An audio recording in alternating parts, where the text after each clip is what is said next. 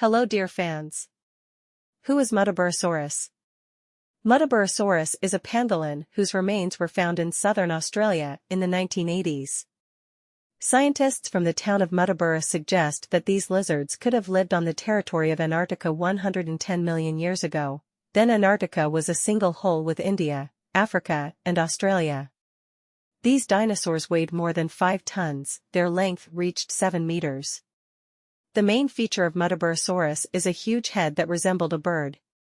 There was an unusual bone growth on the upper jaw. Scientists suggest that this growth served them as protection from predators, and could also be a distinctive feature of males.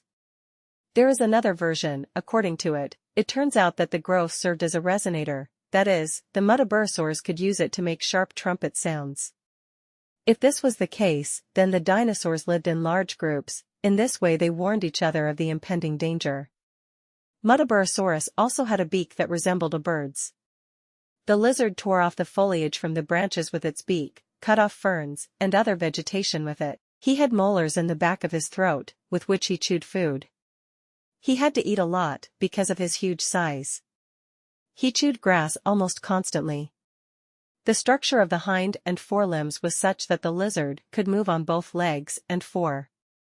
He had 5 fingers on his front legs, and 3 on his hind legs.